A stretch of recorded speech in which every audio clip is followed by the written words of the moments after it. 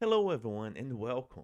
My name is Dr. Lopes, and I am super excited that you are joining us on this journey to success. In about 30 days, you will be board certified. I want you to imagine that, close your eyes, and believe it. We are presenting here everything you need to know to be successful on your board certification. On this module, we'll be covering scientific foundations, a very important part for your upcoming board certification.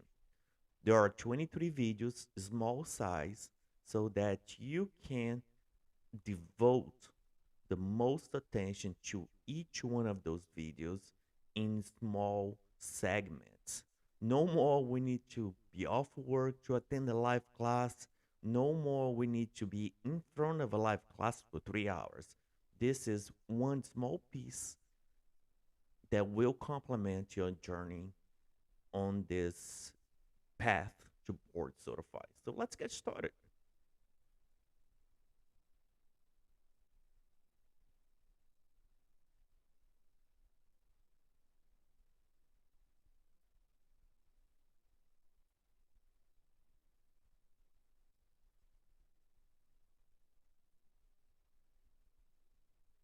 Here we are. This is our roadmap.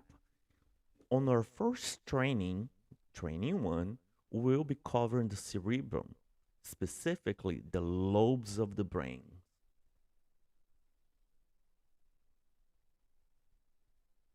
All right. So, in regards to the cerebrum, right, it is the biggest part of the brain.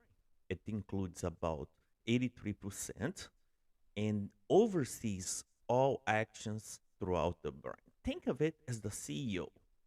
There, you also have something called the broad Broadsman area, which are 52 distinct areas, right?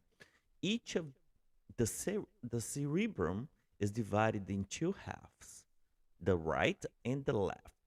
The left control most functions on the right side. The right side controls most functions of the left side. Why is it important? Well, let's say, for example, that you had someone with a stroke and they no longer can write or with the right hand, so you know this is the left cerebrum function, right? If they can't see on the left side, you know the right side has been affected. But let's this down to each of the lobes, which is the most important concept of this training.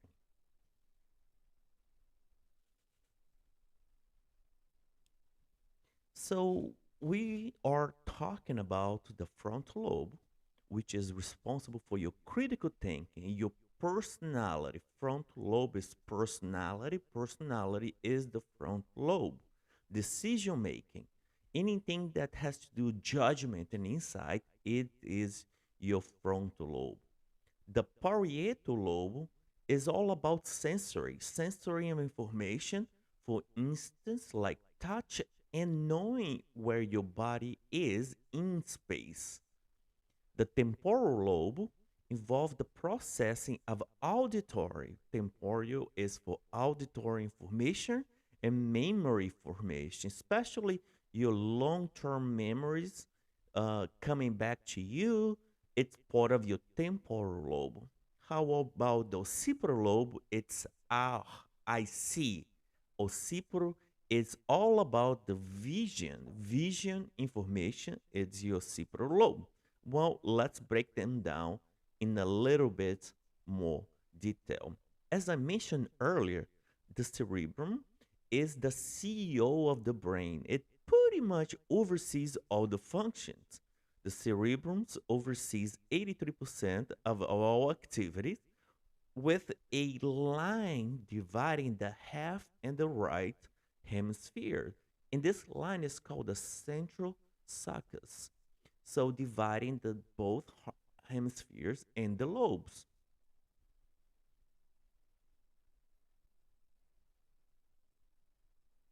So let's now go in more detail about the four lobes. To begin with, the frontal lobe. Let's master the higher function, that's the cognitive function of this lobe. It is the largest and most developed lobe. It plays a vital role in advanced cognitive processes. For example, frontal lobe, it's all about putting a puzzle together. Without the frontal lobe, you would not be able to do that.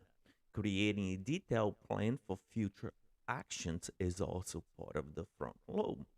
In summary, here, when we say the frontal lobe, we are pretty much involving the working memory, the reasoning, the planning, prioritizing, sequencing behavior, insight, flexibility, personality. Personality is for the frontal lobe and judgment. So don't forget about the personality. Frontal lobe, master of the higher cognitive function. It also where the expressive speech, you are able to expressively speech, it is part of the frontal lobe. Don't confuse that with receptive speech. Expressive is your as you are able to express your voice in the correct manner.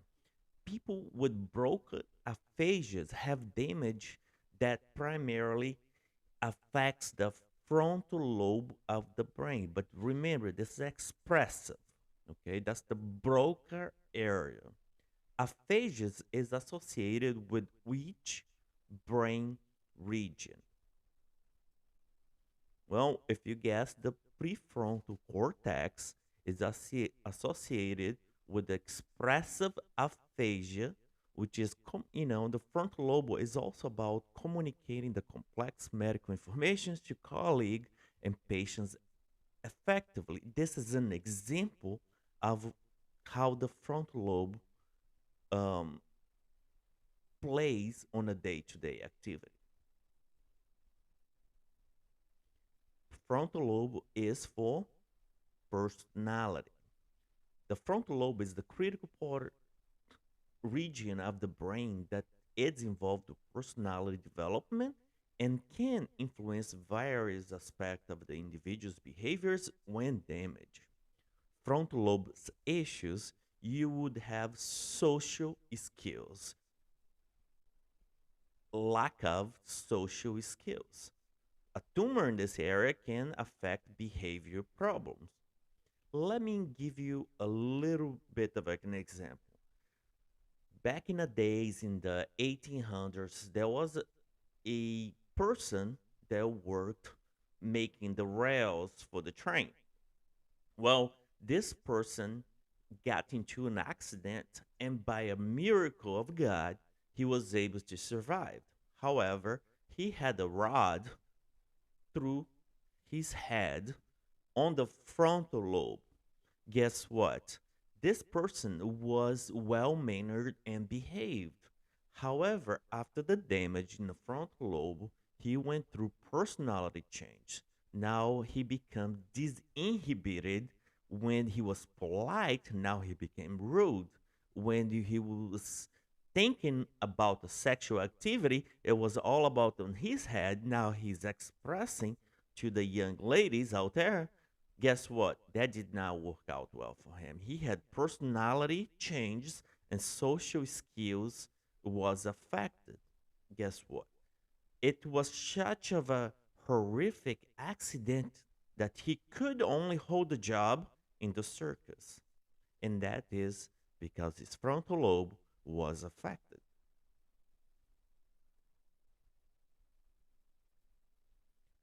So, for example, relationships to dementia, right? Patients with dementias often exhibit changes in the frontal lobe functioning, leading to a alterations in their personality, emotional states, and intellectual capacity. For example, a patient that has the dementia may struggles with maintaining coherent conversations or making sound judgment due to frontal lobe impairment. How can you remember the frontal lobe functions? You could use an acronym here stated as Flipper JW. Flipper JW stands for flexibility, language, insight, planning, personality, prioritizing, expressive speech, reasoning, judgment, and your working memory. Now, say it yourself, write it down. Flipper JR. Memorize it. What are the functions of the frontal lobe? Do not forget about personality change, behaviors change, and all the others functions that we mentioned to include expressive speech. So here's a question: aphasia is associated with which brain regions of the brain? Well, as we know, expressive aphasia is involved with the prefrontal cortex. Again, functions of the frontal lobe: planning, problem solving, motivation, decision making, impulse control, social social behaviors, personality, memory, learning, rewards, and attention.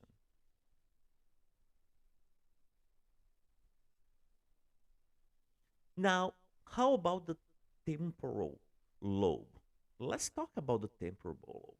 The temporal lobe, it's all about auditory areas. Hearing is the temporal lobe. Main function is process auditory information from both ears. Language. Before we said the frontal lobe was expressive speech. Now the receptive speech is the temporal lobe, and the receptive speech has to do with the Wernicke's area. Okay, for the function here is to receptive speech and language comprehension, and being able to understand is part of your temporal lobe. Memory, okay, especially the long term memory, being able to retrieve it, it's part of your temporal lobe. Okay. Emotions also plays a part of the temporal lobe. For example, engaging in joyful activities while watching a heartwarming move, right? So when it comes to the temporal lobe, think about auditory hallucinations. We mentioned earlier that hearing is for the temporal lobe. Auditory hallucination would be involved in the temporal lobe. For example, hearing sounds or voice that are not present in reality, right? And you can think of this as schizophrenia patients may hear non existent voices talking to them. Now, receptive aphasia is a difficulty in understanding spoken words or written language due to the brain damage, especially the temporal lobe. One way to memorize this is aphasia. All people have a serious issues with aphasia. So the temporal lobe, amnesia. Remember, we talked about memory, right? Amnesia is also the temporal lobe. For example, troubles forming new memories or recalling past events due to brain injury. Okay. So if a patient suffering from a memory loss after an accident, most likely this is because of the patient. Okay. Also, it could be due to a cerebrovascular accident.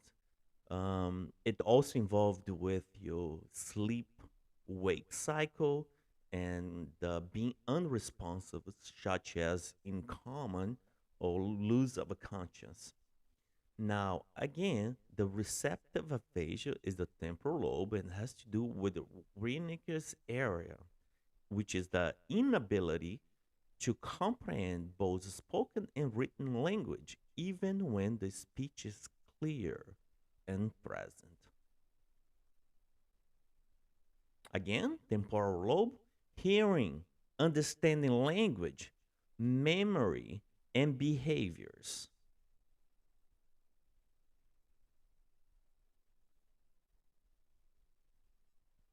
Now, let's talk about the occipital. I see your vision, it's about occipital lobe in the back of your head. So, when we talk about the occipital lobe, it is all about the visual cortex, the hub of vision processing, reception, and analysis of visual information, coordinating with other sensory inputs for meaningful interpretation.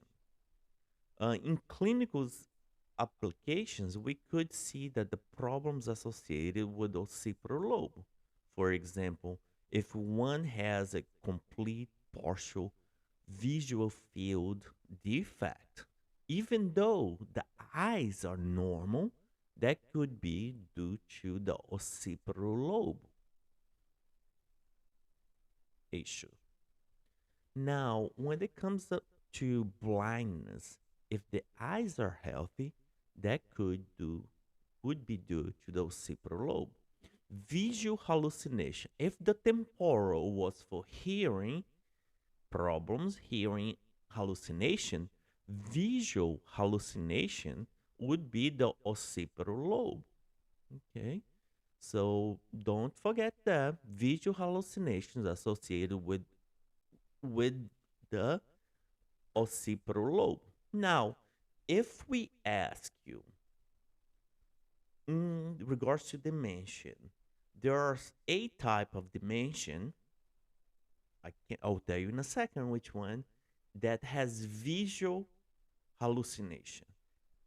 Can you think of a dimension that has visual hallucination as their hallmark for the disease? Well, let's find out now. If you guess it, Lewy body is for visual hallucination.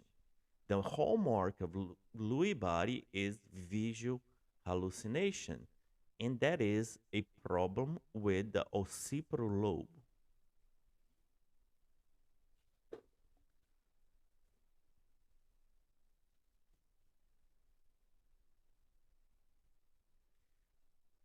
As I mentioned, all I see kind of reminds you of the picture of the brain from the back, the occipital associated with vision processing and in the mind.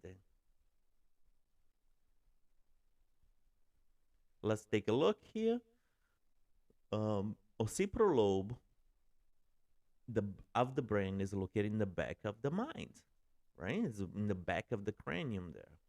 The primary function is processing of shapes, colors, emotions, integration, interpretation of vision and stimuli. Damage here can cause blindness, even if the eyes are healthy. Now, how about the parietal lobe? This is a very important lobe. Okay, so primarily it is responsible for the sensory area, responsible for processing sensory information from the body, feeling the warmth of a cup of coffee. That is part of your parietal lobe. When we say parietal lobe, think about taste, reading, and writing. Parietal lobe is for reading and writing.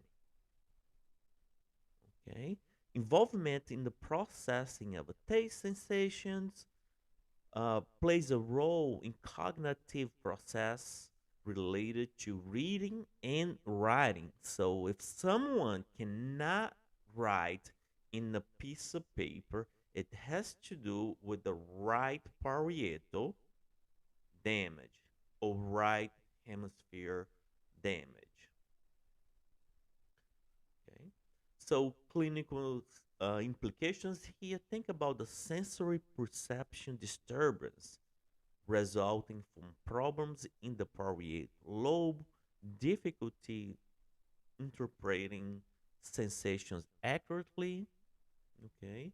An example given here is interpreting the sensations of wearing clothing as something crawling on the skins.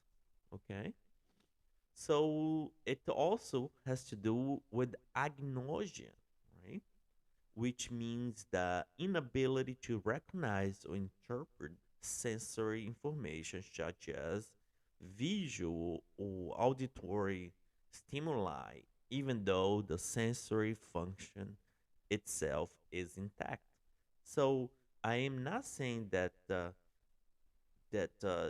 visual hallucinations unable to interpret is the parietal lobe. I'm just saying the agnosia is inability to detect the stimuli coming from the environment to our brain as compared to a stereognosis. A stereognosis is the abnormal in the parietal lobe, which is difficulty identifying object without a sight. For example, if I close my eyes and get this mouse in my hand, I can tell that it is a mouse. If I have a problem identifying this object without seeing, would be a stereognosis.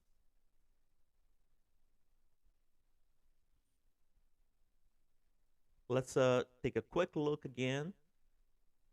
The vital roles for parietal lobe has to do with the sensory perception and integration of the sight, taste, hearing, smell, and touch.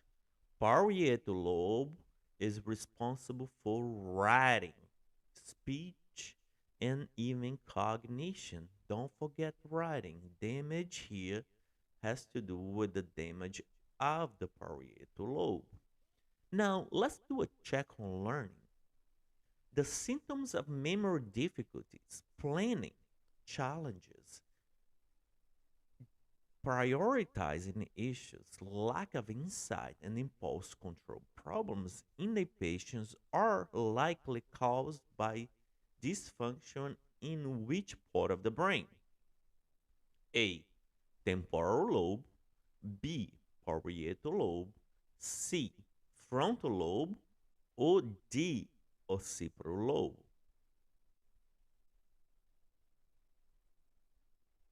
If you guess the frontal lobe, you got these questions correct. Okay. So patients experience issues with memory, planning, prioritization, insight, or impulse control. Personality is likely due to a damage in the frontal lobe. The temporal lobe is primarily responsible for processing auditory information and language comprehension. The parietal lobe is involved with spatial awareness, knowing where your body is in space, coordination, and reading and writing. Parietal lobe. And the occipital lobe, primarily concerned with visual processing.